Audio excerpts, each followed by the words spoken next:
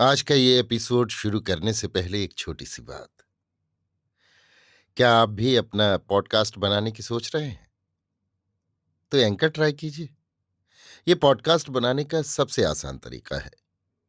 Number 1, ये free है। Number 2, इसमें कई सारे ऐसे टूल्स हैं जो आपको अपने फोन और कंप्यूटर पर रिकॉर्ड और एडिट करने की फैसिलिटी देते हैं। नंबर 3, आप अपने पॉडकास्ट को डिस्ट्रीब्यूट भी कर सकते हैं, जिससे इसे स्पॉटिफाई और दूसरे प्लेटफॉर्म पर सुना जा सके। तो डाउनलोड कीजिए फ्री एंकर ऐप या विजिट कीजिए anchor.fm पर अपना पॉडकास्ट स्टार्ट करने के लिए। ये तो थी एक छोटी सी जानकारी, और अब शुरू करते हैं एपिसोड का सिलसिला। तो आज के एपिसोड में लीजिए सुनिए रविंद्रनाथ टैगोर के लिखे उपन्यास गोरा के 73वें भाग को मेरी यानी समीर गोस्वामी की आवाज में। कल प्रायश्चित की सभा होगी और आज रात से ही गोरा उस बाग में जाकर रहेगा जहां प्रायश्चित होने वाला है। यही तय हुआ था। जिस समय गोरा वहां जाने को तैयार था, उस समय हरिमोहिनी आकर उपस्थित हुई। उन्हें देखकर गोरा के मन को कुछ प्रसन्नता नहीं हुई।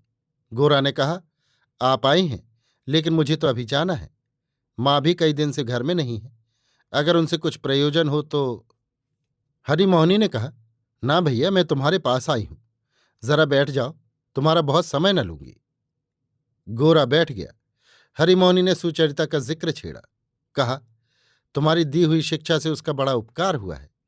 यहां तक कि आजकल वो हर एक के हाथ का पानी भी नहीं पीती, और सभी बातों में उसकी सुमति का परिचय मिलता है। हरिमोहिनी कहने लगी, भैया, उसके बारे में मुझे क्या कम चिंता थी। उसे सुमार्ग पर लाकर तुमने जो मेरा उपकार किया है, उसका बखान मैं मुख से नहीं कर सकती। भगवान तुम्हें राजराजेश्वर बनाए, कुलवंती लक्ष्मी बहू मिले, घर रोशन हो, धन संपत्ति संतान से भरा पूरा रहे। इसके बाद हरिमोहिनी ने फिर कहना शुरू किया, सुचरिता की अवस्था अब अधिक हो चुकी है। उसका ब्याह अब बहुत जल्दी हो जाना चाहिए। यहाँ तक कि उसमें एक दिन की भी देर होना अब मुनासिब नहीं है। हिंदू के घर में अगर वो होती, ब्राह्म परिवार में न रहती, तो अब तक बाल बच्चों से उसकी गोद भर गई होती।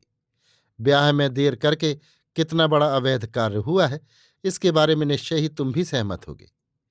मैं बहुत समय तक सुचरिता के विवाह के बारे में असह्य उद्वेग सहन करने के बाद अंत को बहुत कुछ साध्य साधना और अनुनय विनय के उपरांत अपने देवर कैलाश को राजी करके कलकत्ते बुला सकी हूं। उन्होंने पहले जिन सब गुरुतर विघ्न बाधाओं की आशंका की थी, वे सब ईश्वर की इच्छा से दूर हो गई हैं। सब कुछ पक्का और ठीक हो गया है। वर पक्ष के लोग एक पैसा भी दहेज न लेंगे और सुचरिता के पूर्व इतिहास पर भी कुछ आपत्ति नहीं करेंगे। मैंने इन सब समस्याओं को हल कर दिया है। इसी समय सुनकर तुमको आश्चर्य होगा, सुचरिता एकदम खिलाफ हो बैठी है। वो ब्याह करने को राजी नहीं होती। उसके मन का क्या भाव है, नहीं जान पड़ता। मालूम नहीं किसी ने उसको भड़काकर बहका दिया है, और किसी को वो चाहती है, भगवान ही जाने। लेकिन भैया, तुमसे मैं खुलासा ही कहे देती हूं, वो लड़की तुम्हारे योग्य नहीं है। देहात में उसका ब्याह हो जाएगा तो कोई उसका पहले का हाल जान भी नहीं सकेगा, और किसी तरह काम चल जाएगा। लेकिन तुम लोग शहर में रहते हो, तुम अगर उससे ब्याह करोगे तो शहर के लोगों को मुंह नहीं दिखा सकोगे। गोरा ने क्रुद्ध होकर कहा, आप ये सब क्या बक रही हैं? किसने आपसे कहा है कि मैं उससे ब्याह करने के लिए तैयार हूं, या मैंने उससे इस बारे में कहा सुना है? हरिमोहिनी ने कहा, मैं क्या जानूं भैया, अखबार में छप गया है, और वही सुनकर मैं लज्जा के मारे मरी जा रही हूं। गोरा समझा, हारान बाबू या उनके दल के किसी आदमी ने अखबार में विषय की आलोचना की है।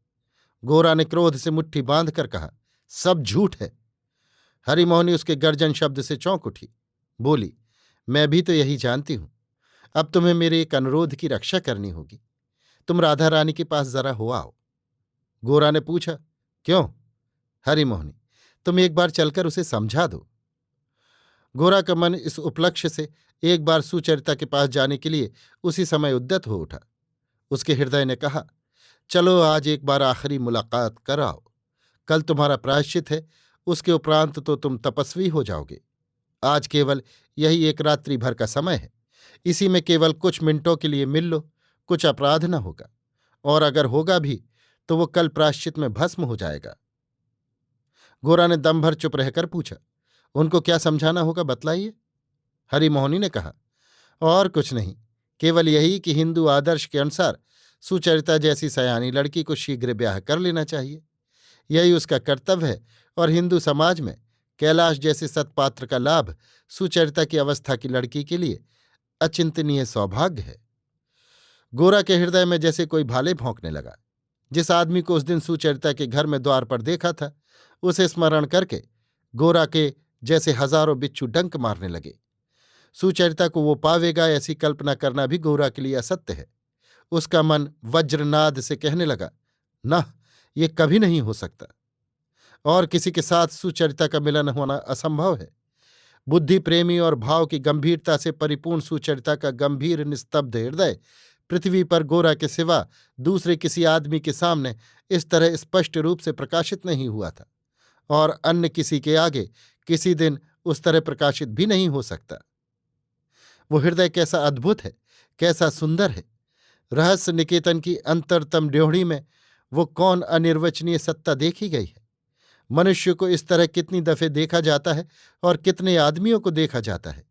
देव संयोग से ही जिस आदमी ने सुचरिता को ऐसे गहरे सत्य रूप में देख पाया है, अपनी संपूर्ण प्रकृति के द्वारा उसका अनुभव किया है, उसी ने तो सुचरिता को प्राप्त किया, और कोई कभी उसे इस तरह कैसे पावेगा। हरिमोहिनी ने कहा, राधा रानी क्या सदा इसी तरह कुंवारी रहेंगी? ये भी कभी क्या हो सकता है या होना चाहिए? ये तो ठीक है, गोरा तो कल प्रायश्चित करने जा रहा है, उसके बाद तो वो संपूर्ण रूप से पवित्र होकर ब्राह्मण बनेगा। तो फिर क्या सुचरिता सदा अविवाहित ही रहेगी? उस पर ये चिरजीवन व्यापी दुर्वय भार लादने का अधिकार किसको है? स्त्री जाति के लिए इतना बड़ा बोझ और क्या हो सकता है? हरिमोहिनी न जाने क्या बातें बकती चली जा रही थी। उनका एक अक्षर भी गोरा के कानों में नहीं पहुंचता था।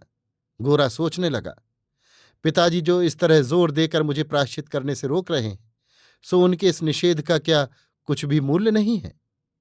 मैं अपने लिए जिस जीवन की कल्पना कर रहा हूं, वो शायद मेरी कल्पना ही है, वो मेरे लिए स्वाभाविक नहीं है।